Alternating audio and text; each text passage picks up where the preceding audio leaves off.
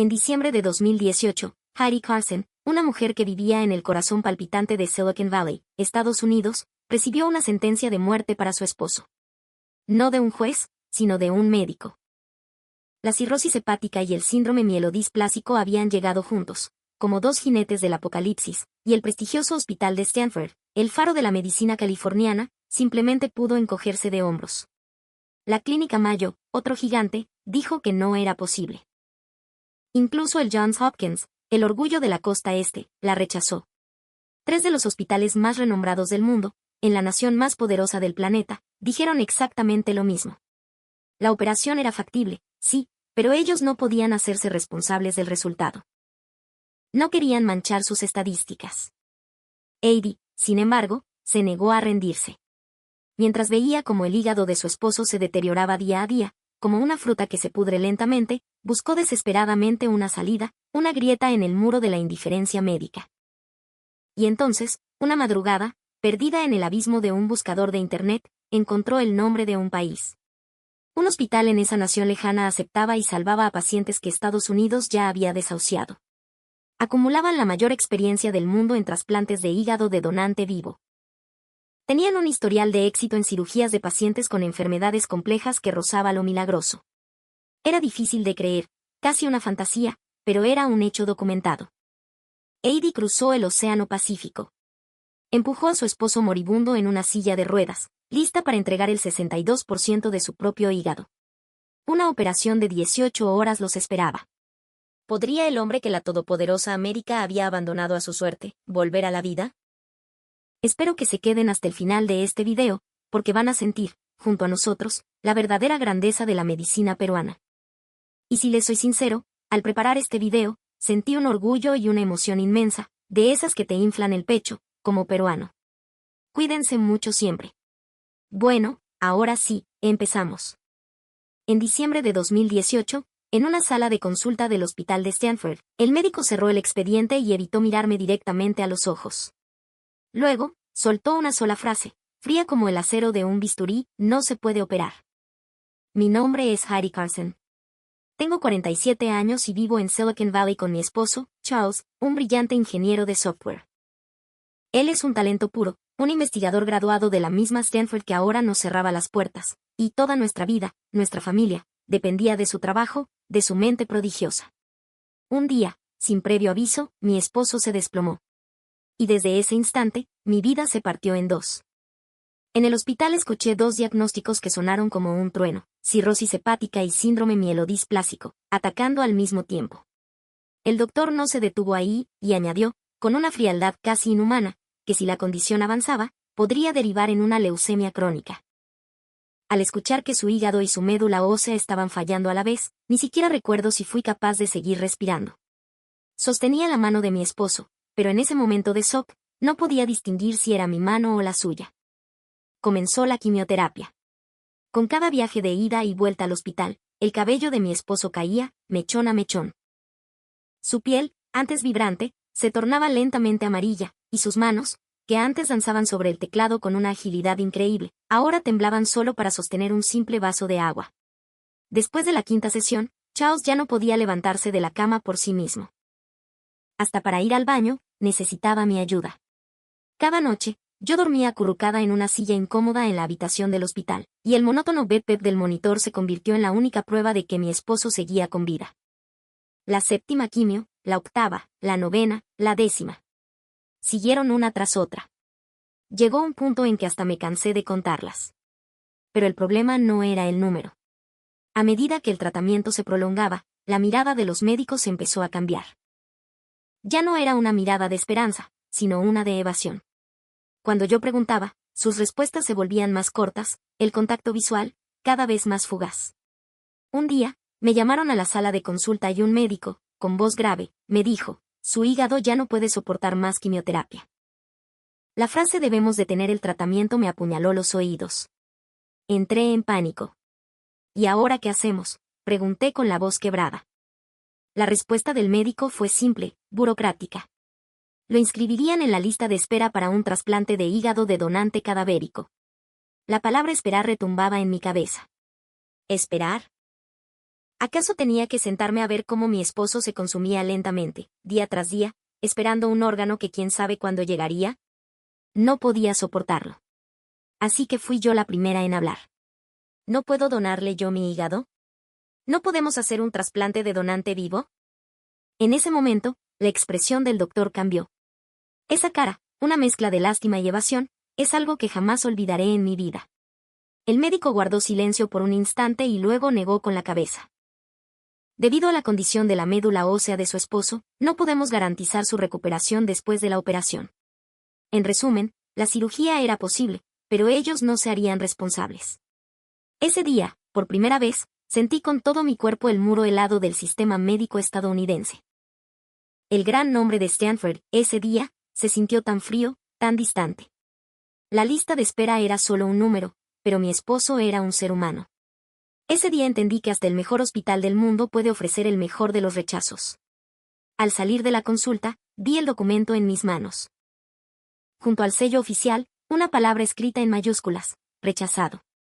Esas 2 sílabas se sintieron como una sentencia de muerte para mi esposo, y yo me quedé paralizada en medio del pasillo durante un largo, largo tiempo. Al día siguiente de ser rechazados por Stanford, empecé a buscar otros hospitales de inmediato. Había escuchado que en Estados Unidos existían muchos centros de clase mundial además de Stanford, y estaba convencida de que en algún lugar encontraría la manera de salvar a mi esposo. Contacté a la Clínica Mayo. Tenía la esperanza de que el mejor hospital del Medio Oeste me daría una respuesta diferente. Envié el historial médico de Charles, programé una consulta y esperé la respuesta con el corazón en un puño. La respuesta que llegó fue una copia exacta de la de Stanford. Con el síndrome mielodisplásico, la recuperación post-trasplante de donante vivo no puede ser garantizada. Esa frase, que parecía copiada y pegada, estaba escrita en el correo electrónico, y yo solo pude quedarme mirando la pantalla, aturdida. No me lo esperaba, pero la misma respuesta había llegado de nuevo. Aún así, no podía rendirme. Esta vez, contacté a Johns Hopkins.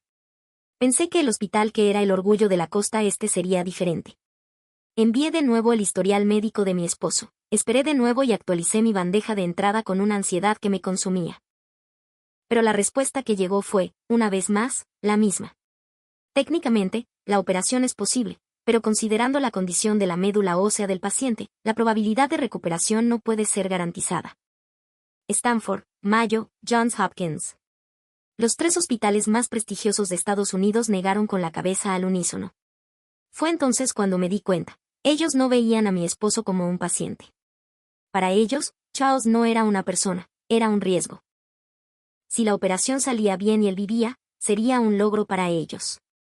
Pero si moría después de la cirugía, sería su responsabilidad. Había muchos hospitales excelentes, pero ni uno solo se atrevió a decir, vamos a intentarlo. Por esa época, la familia empezó a llamar, uno por uno. El hermano de Charles me llamó, mi hermana menor también vino a visitarme. Todos decían lo mismo. Es hora de aceptar la realidad, sería mejor pasar el tiempo que le queda junto a él. Cada vez que escuchaba esas palabras, sentía que el corazón se me partía en 1000 pedazos. Pasar el tiempo que le quedaba era la última opción. Para mí, la única opción era salvar a mi esposo, no sentarme a verlo morir. Una noche, Charles me dijo con una voz apenas audible, Heidi, ya es suficiente. No puedes enfermarte tú también. Las palabras de mi esposo me atravesaron el alma como una daga, y estuve a punto de romper a llorar ahí mismo. Pero no lloré, porque el tiempo que usaría para llorar, tenía que usarlo para buscar una solución. Cada madrugada me sentaba frente a la computadora. Mientras mi esposo dormía, yo tecleaba diversas palabras clave en el buscador: trasplante de hígado, síndrome mielodisplásico, enfermedad compleja, cirugía de alta dificultad. Empecé a buscar hospitales fuera de Estados Unidos, Alemania, Japón, Singapur. Pensaba que en algún lugar del mundo tenía que existir un sitio que hubiera realizado la cirugía que en Estados Unidos calificaban de imposible. Y entonces, una madrugada, un resultado de búsqueda me llamó la atención. La palabra Perú no dejaba de aparecer. La mayor experiencia del mundo en trasplantes de hígado de donante vivo. Historial de éxito en cirugías de pacientes con enfermedades complejas. Al principio, dudé. ¿Perú? ¿Podría Perú hacer lo que Estados Unidos no podía? Siendo sincera, hasta ese momento, no sabía casi nada sobre la medicina peruana. Pero cuanto más investigaba, más información aparecía. El número de trasplantes de hígado de donante vivo en Perú era inmensamente superior al de Estados Unidos, por lo que su nivel de experiencia era diferente. Había muchísimos casos de pacientes que, rechazados en Estados Unidos, habían viajado a Perú, se habían operado y habían regresado con vida. Mi corazón empezó a latir con fuerza mientras miraba la pantalla. La idea de que si Estados Unidos no era la respuesta, quizás la respuesta estaba fuera, apareció por primera vez en mi mente. Esa noche no pude dormir. La palabra Perú resonaba en mi cabeza una y otra vez. Unos días después, el hospital de Stanford me contactó. Un profesor de ascendencia peruana quería reunirse conmigo en secreto. Con un hilo de esperanza, fui al hospital. No me esperaba en una sala de consultas, sino en una pequeña sala de descanso al final de un pasillo. Pude sentir que no era una reunión oficial. Me tomó de las manos y empezó a hablar con mucho cuidado. Señora Carson, la llamé porque hay algo que puedo decirle. Para trasplantes de hígado de donante vivo, el Perú está mucho más avanzado que Estados Unidos. Me quedé en silencio por un momento al escuchar esas palabras. Un médico estadounidense recomendando Perú. Un doctor que trabajaba en Stanford mencionando un país al otro lado del Pacífico, en lugar de un hospital en su propia nación. Pregunté por reflejo, ¿Perú? ¿De verdad el Perú es mejor que Estados Unidos? Él asintió y continuó con su explicación. El Perú tiene la mayor experiencia del mundo en trasplantes de hígado de donante vivo, y el Hospital Nacional Edgardo Rebagliati Martins en Lima es el más destacado de todos. Dijo que en Estados Unidos, el trasplante de órganos de donantes cadavéricos era la norma, por lo que la experiencia en trasplantes de donantes vivos era relativamente escasa. Pero en Perú, la donación de donantes vivos era culturalmente más activa, por lo que el número de cirugías era incomparable. Mucha experiencia significaba que también habían manejado muchos casos difíciles, y era muy probable que existieran casos de cirugía en pacientes con enfermedades complejas como la de mi esposo. El nombre Hospital Nacional Edgardo Rebagliati Martins entró en mis oídos por primera vez ese día. Grabé ese nombre en mi mente y, en cuanto llegué a casa, me senté frente a la computadora. Cuando escribí Hospital Nacional Edgardo Rebagliati Martins en el buscador, apareció una avalancha de información. Número 1 del mundo en trasplantes de hígado de donante vivo al año. Historial de éxito en operaciones de pacientes con enfermedades complejas. Programa de atracción de pacientes extranjeros. Cuanto más leía, más rápido latía mi corazón. Lo que más me llamó la atención fueron las cifras. Mientras que los hospitales famosos de Estados Unidos realizaban unas pocas decenas de trasplantes de hígado de donante vivo al año, el Hospital Rebagliati realizaba cientos. La diferencia no era de 2 o 3 veces, sino de casi 10. Mirando esas cifras, me di cuenta de que la medicina no es teoría, es experiencia. Por muy inteligente que sea un médico, no puede realizar con confianza una operación que nunca ha hecho. Y un médico que la ha hecho cientos de veces puede responder a cualquier variable que surja. Le dije a mi esposo, Charles, vamos a Perú. Estados Unidos dice que no se puede, pero quizás en Perú sí. Mi esposo, postrado y débil, me miró. Vi un pequeño destello de luz en sus ojos. Fue el momento en que una chispa de esperanza se reavivó en los ojos de un hombre que se estaba muriendo. Sin embargo, la reacción de la gente a nuestro alrededor fue gélida. El hermano de Charles llamó, enfadado. ¿Por qué ir tan lejos, hasta Perú? Si pasa algo allá, ¿qué van a hacer? Mi hermana menor también me dijo con cara de preocupación, hermana, por favor, sé realista. 3 de los mejores hospitales de Estados Unidos dijeron que no. ¿Qué diferencia puede hacer el Perú? Mientras escuchaba esas palabras, no flaqueé. No, no podía flaquear. Porque después de ser rechazada en Estados Unidos, no había otra opción. Contacté al Hospital Nacional Edgardo Rebagliati Martins. Envié el historial médico de mi esposo y pregunté por la disponibilidad para una consulta. Los pocos días de espera se sintieron como años. Y finalmente, llegó la respuesta. Habían revisado su historial. Y si íbamos a Perú, realizarían un examen detallado y luego decidirían si la operación era posible. No era un rechazo. La puerta se había abierto. Esa noche, busqué pasajes de avión de Los Ángeles a Lima. 17 horas. El océano Pacífico era inmenso, pero la muerte estaba más cerca.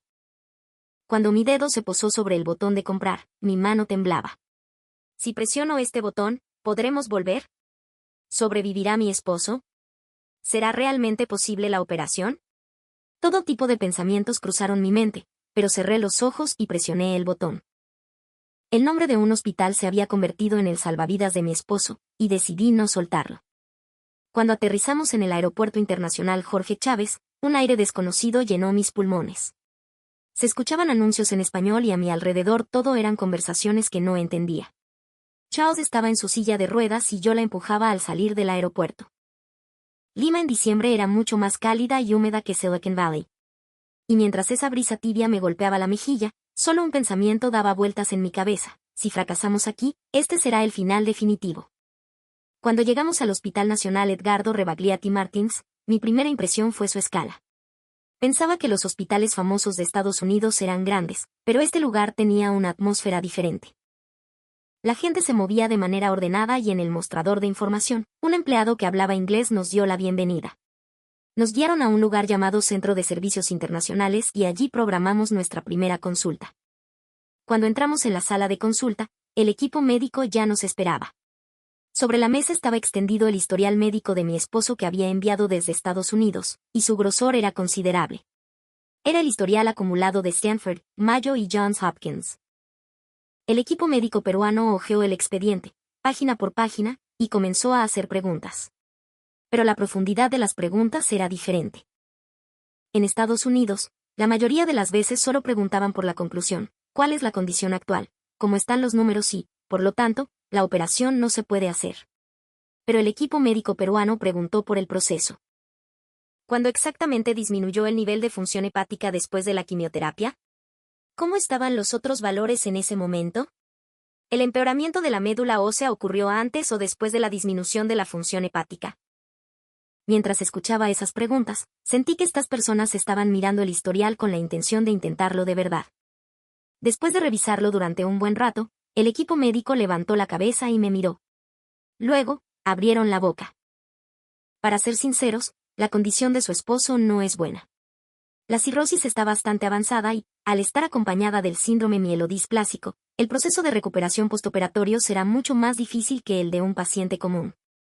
El riesgo de complicaciones también es alto y, debido al problema del sistema inmunológico, es vulnerable a las infecciones. Mi corazón se encogió al escuchar esas palabras. ¿Acaso aquí también dirían que no se puede? ¿Nos rechazarían de nuevo? Las frías palabras que había escuchado en Estados Unidos volvieron a resonar en mis oídos. Pero la siguiente frase fue diferente. El equipo médico tomó aire por un segundo y luego dijo esto: es arriesgado. Pero lo vamos a intentar. En ese momento, no podía creer lo que oía. ¿Qué acaba de decir? ¿Qué lo van a intentar? ¿De verdad lo van a intentar? Mi voz temblaba y sentí algo caliente acumularse en el rabillo de mis ojos. Eran las palabras que nunca, ni una sola vez, había escuchado en Estados Unidos. Las palabras que ni Stanford, ni Mayo, ni Johns Hopkins pronunciaron, las estaba escuchando en Lima, en el corazón del Perú. El equipo médico continuó explicando con calma: sin embargo, hay condiciones. Primero, su hígado debe someterse a un examen detallado para asegurar que es apto para la donación. Y la operación tomará mucho tiempo. También debe prepararse para un periodo de recuperación de al menos 2 meses. Debe saber que este no es un camino fácil. Asentí. No había cruzado el Pacífico buscando un camino fácil. Aunque sea difícil, si hay un camino, lo tomaré, respondí en el acto. Al salir de la sala de consulta, rompí a llorar. Casi me derrumbo en medio del pasillo. Rechazada en Estados Unidos, disuadida por mi familia y, tras cruzar el Pacífico, la primera palabra que escuché fue: lo vamos a intentar. Acababa de darme cuenta de lo que se sentía la esperanza. La esperanza no es algo que se le da a un paciente, sino algo que crea la persona que está dispuesta a asumir la responsabilidad. Ahora, la vida de mi esposo dependía de mi cuerpo y de las manos del equipo médico peruano, y decidí confiar en ellos. El día que recibí los resultados de la prueba de aptitud como donante, estaba acostada en una camilla de la sala de examen, mirando el techo. Cada vez que el dispositivo de ultrasonido se deslizaba sobre mi abdomen, la sensación del gel frío se filtraba en mi piel y escuchaba al técnico revisar algo en la pantalla. Tomografía computarizada, análisis de sangre y una variedad de otras pruebas continuaron. Era el proceso para determinar si mi cuerpo podía salvar a mi esposo. Unos días después, salieron los resultados. El equipo médico me llamó y dijo: la condición de su hígado es buena y es apto para la donación. Extraeremos el 62% de su hígado para trasplantarlo a su esposo. La cifra del 62% se grabó en mi mente. Significaba que más de la mitad de mi hígado sería extraído de mi cuerpo.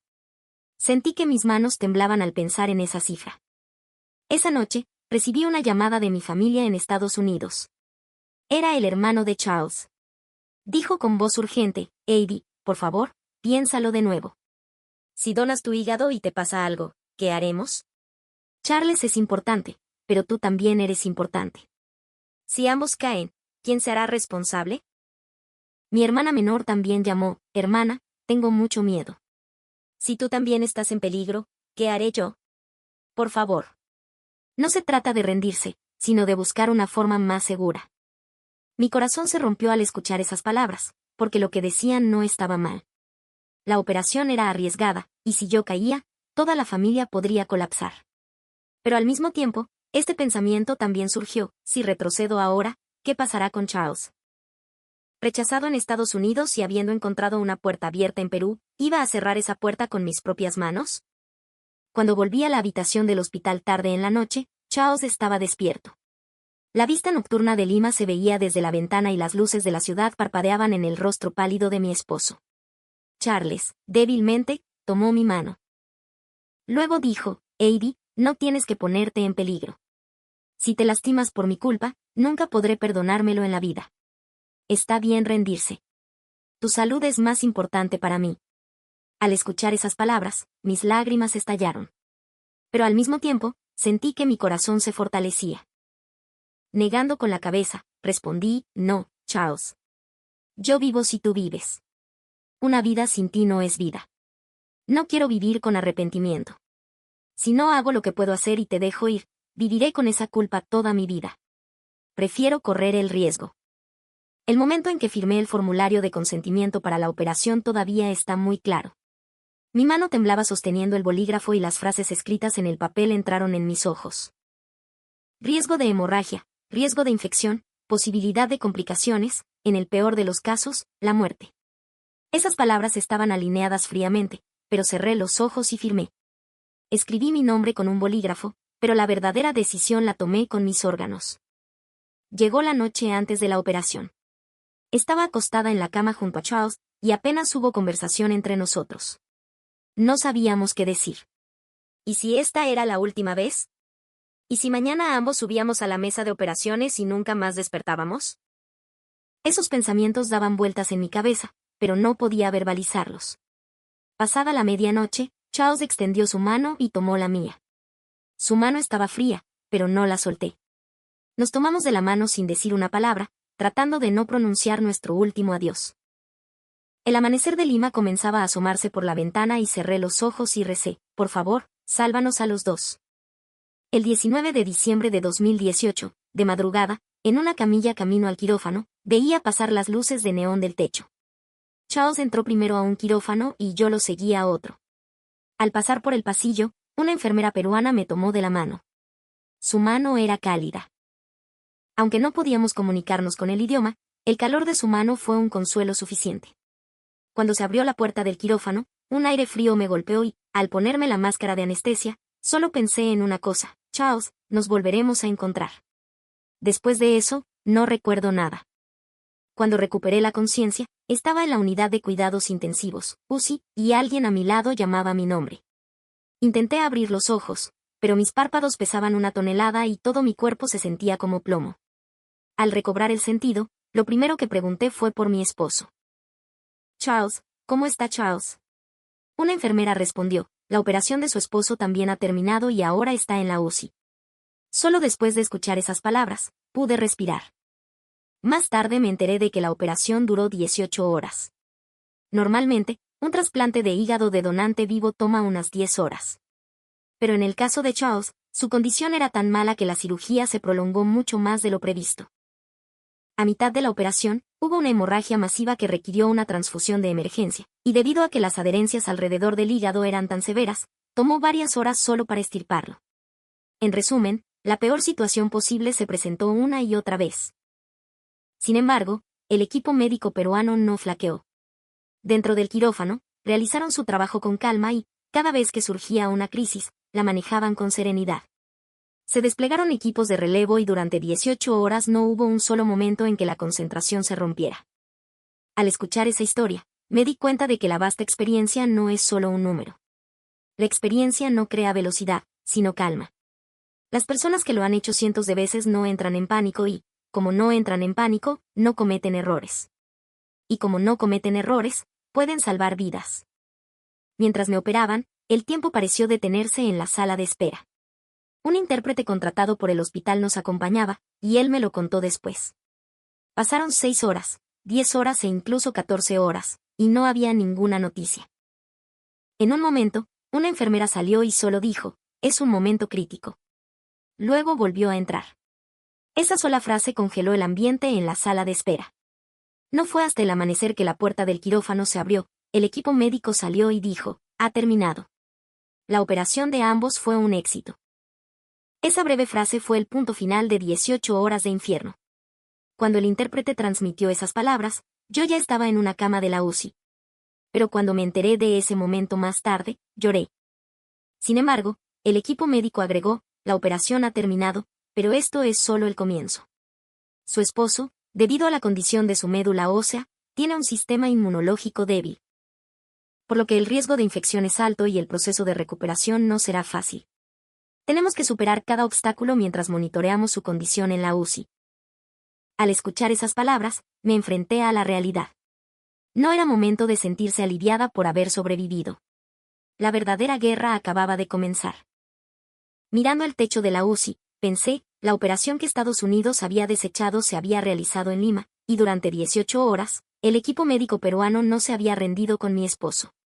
El paciente que Stanford rechazó, el hospital Rebagliati lo sostuvo con fuerza.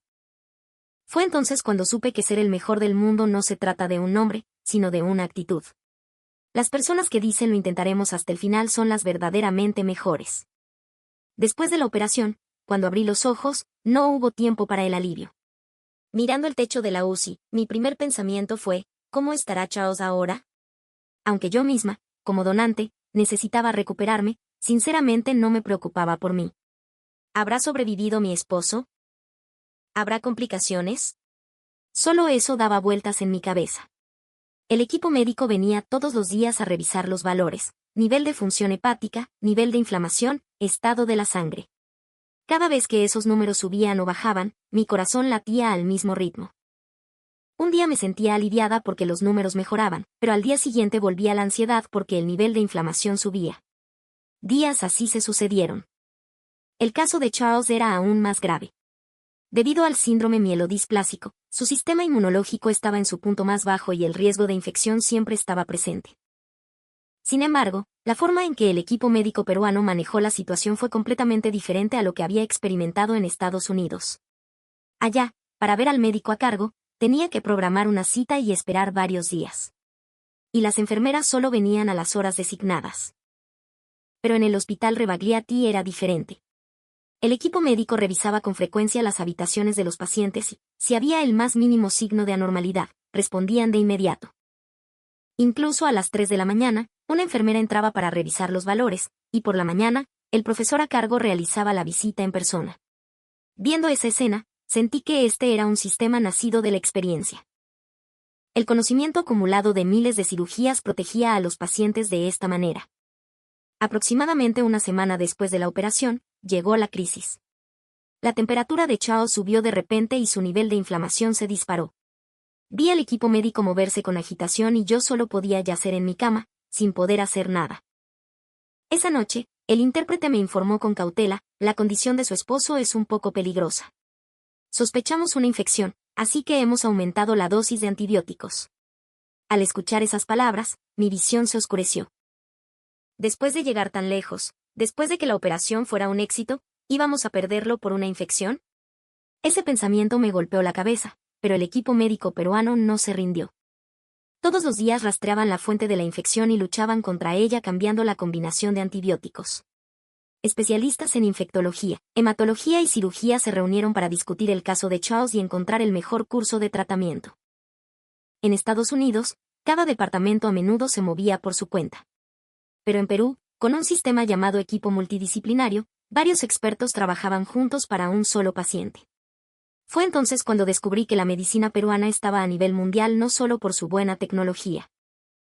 El sistema en sí estaba diseñado para centrarse en el paciente. Después de varios días de crisis, la fiebre de Charles bajó. El nivel de inflamación también se controló lentamente y vi una expresión de alivio en los rostros del equipo médico. Solo entonces pude respirar correctamente. Pero esto no había terminado. Ahora comenzaba la rehabilitación. El sistema de rehabilitación en Perú también era excepcional. En Estados Unidos, rehabilitación significaba que el paciente se movía por su cuenta y llamaba a un fisioterapeuta si era necesario. Pero en el Hospital Rebagliati, el programa de rehabilitación estaba sistemáticamente organizado. Que movimientos comenzar unos días después de la operación, cuando empezar a caminar y qué nutrición consumir, todo estaba planeado. El fisioterapeuta venía todos los días a la hora designada y ajustaba la intensidad según la condición de Charles mientras realizaba la rehabilitación. El día que Charles fue trasladado por primera vez de la UCI a una sala común, lo seguí sentada en una silla de ruedas. La herida de la operación en mi abdomen aún no había sanado y cada vez que me movía sentía dolor. Pero quería estar al lado de mi esposo. Cuando vi a Charles en la habitación del hospital, todavía estaba pálido y parecía que solo quedaban huesos, pero estaba vivo. Respiraba. Eso solo ya era un milagro. La rehabilitación comenzó con cosas pequeñas: levantar la parte superior del cuerpo de la cama, mover las piernas, entrenar la fuerza de las manos. El fisioterapeuta venía todos los días para ayudar a Charles y yo lo observaba desde un costado. Un día mejoraba un poco, al día siguiente volvía a ser difícil. Días así se repetían. Yo también tenía que recuperar mi cuerpo, así que ambos resistimos juntos en la habitación del hospital. Hubo momentos en los que sentí que me desmayaría primero por la preocupación por mi esposo, pero no podía detenerme. Durante mi estancia en el hospital, vi otro lado de la cultura médica peruana. La actitud de las enfermeras al cuidar a los pacientes era diferente. Se sentía que se preocupaban sinceramente, no solo cumplían con su deber profesionalmente. Aunque la comunicación era difícil porque no hablaba español, las enfermeras usaban aplicaciones de traducción para explicarme. Y cada vez que la condición de Charles mejoraba, sonreían y levantaban el pulgar. Aunque el idioma no era el mismo, nuestros corazones estaban conectados. Aproximadamente un mes después de la operación, el fisioterapeuta tomó la mano de Charles y lo ayudó a ponerse de pie junto a la cama. Vi a Charles pisar el suelo con las piernas temblorosas. Un paso, luego otro. Mis lágrimas cayeron al verlo. El hombre que Estados Unidos había desahuciado, caminaba en Perú.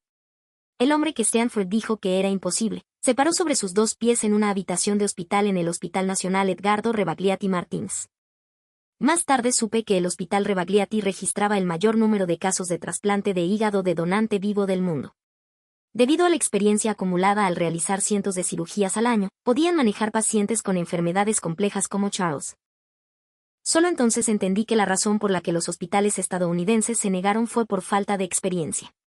No tenían confianza porque nunca lo habían hecho, y Perú podía decir vamos a intentarlo porque lo habían hecho innumerables veces. El milagro no proviene de un gran evento, sino de las pequeñas cifras de cada día. Y el equipo médico peruano no se rindió y se aferró a cada una de esas cifras. Que la medicina peruana es la mejor del mundo no es palabrería. Lo sentí con todo mi cuerpo mientras presenciaba el proceso de recuperación de mi esposo. El día que nos preparamos para el alta después de 2 meses de recuperación, caminé lentamente por el pasillo del Hospital Nacional Edgardo Rebagliati Martins, recordando el tiempo transcurrido. La primera vez que pasé por este pasillo, empujaba a mi esposo en una silla de ruedas, temblando de miedo. Solo pensaba que si fracasábamos aquí, sería el final. Pero ahora era diferente. Charles caminaba a mi lado con sus 2 pies y la herida de mi operación también estaba casi curada. El mismo pasillo, pero una persona completamente diferente caminaba por él. Los rayos de sol del verano limeño entraban por la ventana del pasillo. Mientras veía esa luz caer sobre el rostro de Charles, pensé, hace 2 meses, esta persona se estaba muriendo, su piel estaba amarilla y ni siquiera podía ir al baño solo. Pero ahora camina a mi lado, lentamente, pero con seguridad, con sus propios pies. Si esto no es un milagro, ¿qué es? Cuando fui a despedirme por última vez del equipo médico, no sabía qué decir. Había un intérprete entre el inglés y el español, pero las palabras que quería transmitir no podían ser representadas completamente en ningún idioma. Simplemente incliné la cabeza y dije, gracias. esperando que esa única palabra contuviera todo. Gracias por salvar a mi esposo, a quien Estados Unidos había abandonado. Gracias por no rendirse durante 18 horas en el quirófano. Gracias por aferrarse a cada cifra durante 2 meses. El profesor a cargo nos tomó de la mano y dijo, ustedes son los extraordinarios. Decidir donar un hígado no es algo fácil. Al escuchar esas palabras, negué con la cabeza. No fui yo la grandiosa. Fue porque todos ustedes dijeron que lo intentarían, que yo también pude hacerlo. En Estados Unidos, nadie dijo que lo intentaría. Sentí con una profundidad inmensa esta vez, cuán pesada es esa simple frase, lo vamos a intentar. Al tramitar el alta, recibí el detalle de los gastos del hospital y no podía creer lo que veían mis ojos. Si esto hubiera sido en Estados Unidos, no podría ni imaginar cuánto habría costado una operación de esta magnitud y una hospitalización de 2 meses. Probablemente, ni vendiendo la casa habría sido suficiente. Pero en Perú, la cantidad facturada era inmensamente menor. Por supuesto, como extranjera, no tenía cobertura de seguro y el costo era más alto que para un ciudadano peruano. Pero aún así, era increíblemente diferente de los costos médicos en Estados Unidos. Mientras miraba el detalle de los gastos, lo sentí una vez más. La medicina peruana no solo es tecnológicamente superior, sino que el sistema en sí es diferente. Existe un país que establece costos tan razonables para salvar la vida de una persona. Antes de salir del hospital, me detuve un momento en el vestíbulo. Miré a mi alrededor y vi a bastantes pacientes extranjeros como nosotros, gente de Asia, de Medio Oriente, incluso algunos de Estados Unidos. Todos debían ser personas que no pudieron encontrar una respuesta en sus propios países y vinieron hasta Perú. Me di cuenta de que el Hospital Nacional Edgardo Rebagliati Martins se había convertido en la última esperanza para personas así. El país llamado Perú se estaba convirtiendo en un salvavidas para pacientes de todo el mundo. En el auto de camino al aeropuerto Jorge Chávez, miré por la ventana. El paisaje del verano limeño pasaba y vi esa vista con ojos diferentes a los de la primera vez que llegué hace 2 meses. Esta ciudad, que al principio se sentía extraña y aterradora, ahora era recordada como el lugar que le devolvió la vida a mi esposo. Pasaban los altos edificios y los letreros en español. Mientras miraba el paisaje, pensé, nunca en mi vida olvidaré este país. Dentro del auto, Charles tomó mi mano. Heidi, quiero hacer algo por la gente de este país. Quizás no podamos devolver tanto como recibimos, pero aún así, quiero hacer algo. Yo tenía el mismo pensamiento. Quería contarle al mundo lo que Perú había hecho por nuestra familia. Quería que más gente supiera que cuando los 3 mejores hospitales de Estados Unidos negaron con la cabeza, Perú lo logró. Cuando llegamos al aeropuerto Jorge Chávez, la sala de embarque estaba abarrotada. Turistas, empresarios, familias de vacaciones, todos se movían hacia sus respectivos destinos. Pero para nosotros, este aeropuerto no era solo una sala de embarque. Hace 2 meses, entramos en este lugar con un esposo moribundo en una silla de ruedas, pero ahora salíamos caminando. El mismo aeropuerto, pero un significado completamente diferente. Antes de subir al avión, Charles se detuvo y miró hacia atrás. Heidi, gracias. Sin ti, yo no estaría aquí. Negando con la cabeza, respondí, no fui yo, fue el Perú. Sin el equipo médico peruano, ninguno de los dos estaría aquí. Charles asintió y subimos al avión, tomados de la mano, sin decir una palabra. Cuando el avión despegó y se elevó sobre las nubes, miré por la ventana. En algún lugar allá abajo estaba Lima, estaba el Hospital Nacional Edgardo Rebagliati Martins, y estaba el equipo médico que salvó a mi esposo. Mientras veía las nubes cubrir Lima, me despedí una vez más en mi corazón. Gracias. Muchísimas gracias. Gracias a todos ustedes, mi esposo vive. Después de un vuelo de 17 horas, llegamos a Los Ángeles. Al pisar suelo estadounidense, sentí una extraña sensación. Hace 2 meses, cuando me fui, esta tierra era el lugar que había abandonado a mi esposo. Pero ahora, al regresar, se sentía diferente. El hecho de que Perú hubiera hecho lo que Estados Unidos no pudo, resonaba en mi mente. Estados Unidos, que se autodenomina la superpotencia más fuerte del mundo, su tecnología médica también se enorgullece de ser la mejor. Pero el paciente que Estados Unidos desechó, fue salvado por el Perú. Cuando llegamos a casa, la familia nos esperaba. El hermano de Charles corrió y abrazó a su hermano. Y mi hermana menor rompió a llorar en cuanto me vio. Dijeron sinceramente que no esperaban que volviéramos con vida. Cuando dijimos que íbamos a Perú, pensaron que estábamos locos. Pero al vernos regresar realmente vivos e incluso caminando, no lo podían creer. La reacción de la gente a nuestro alrededor fue variada. ¿De verdad te operaste en Perú? ¿Tan buena es la tecnología médica allí? Sus expresiones estaban llenas de incredulidad. La mayoría de los estadounidenses no saben mucho sobre la medicina peruana. Quizás conozcan grandes empresas o destinos turísticos, pero muchos no saben que los hospitales en Perú están a nivel mundial. Yo tampoco lo sabía hasta que esto sucedió. Respondí a cada una de esas preguntas, una por una. Sí, fue el Perú quien lo salvó. Los 3 mejores hospitales de Estados Unidos dijeron que no, pero en Lima dijeron que lo intentarían. Realizaron una operación de 18 horas, una recuperación de 2 meses, y realmente lo lograron. La gente se sorprendía, pero también parecía dudar. Pero la prueba estaba frente a sus ojos. Charles, que estaba moribundo, ahora caminaba con normalidad. Unos días después, el hospital de Stanford contactó. Nos pidieron que fuéramos para un chequeo de seguimiento. Llevé a Charles al hospital y el médico a cargo examinó su condición. La expresión del médico después de ver los resultados de las pruebas fue muy extraña. Su rostro era una mezcla de sorpresa y confusión. El médico dijo, su condición es excelente. Parece que la operación fue un éxito. Al escuchar esas palabras, sonreí amargamente por dentro. La operación que hace unos meses usted dijo que era imposible. Fue un éxito, ¿verdad? El paciente que usted abandonó ahora está sentado frente a usted, vivo, ¿verdad? El profesor de ascendencia peruana me llamó aparte. Dijo en voz baja, bienvenida de nuevo. Me alegro de haber recomendado el Hospital Rebagliati. Le hice una profunda reverencia. Si él no me hubiera hablado de Perú en un principio, probablemente seguiría dando vueltas por Estados Unidos.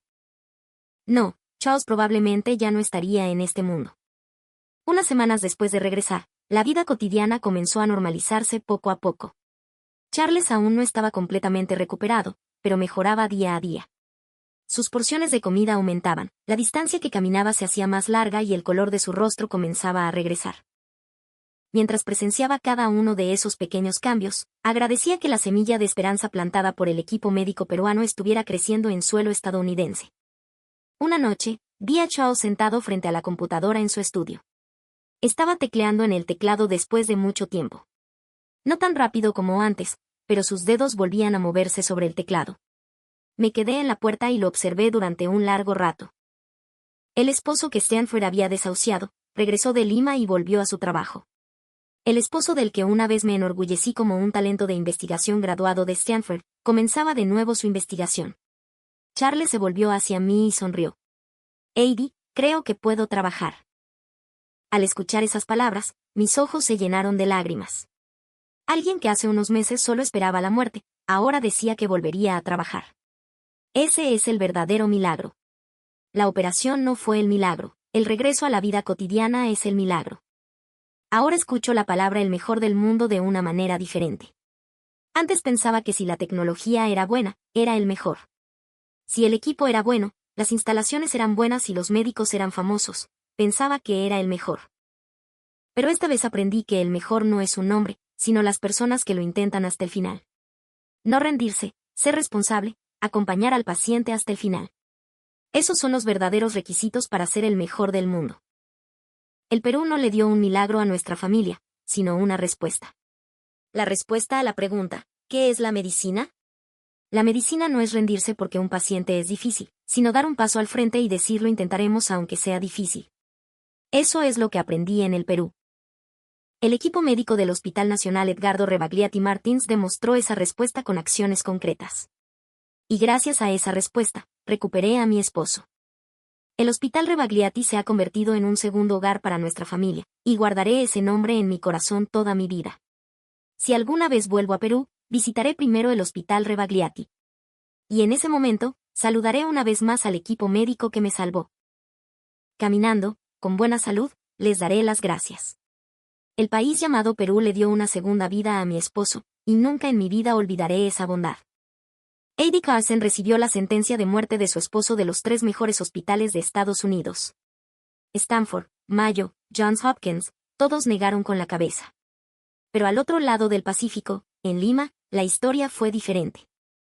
El equipo médico del Hospital Nacional Edgardo Rebagliati Martins, aunque sabía que era arriesgado, dijo lo intentaremos y, después de una operación de 18 horas, realmente lo lograron.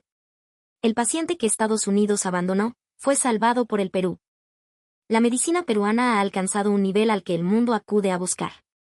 En el campo del trasplante de hígado de donante vivo, Perú tiene la mayor experiencia del mundo, y una cultura médica que no se rinde ha salvado innumerables vidas. Esto no es orgullo, es un hecho. Al hacer este video, lo sentí de nuevo. Qué orgulloso me siento del equipo médico de nuestro país. Esa actitud de acompañar con calma a los pacientes y no rendirse hasta el final. ¿No es eso lo que realmente es ser el mejor del mundo? A todo el personal de salud que quizás esta noche esté de guardia en un hospital para salvar a un paciente, les doy las gracias. Espero que todos ustedes también estén sanos y puedan estar con sus seres queridos por mucho, mucho tiempo. Gracias por mirar.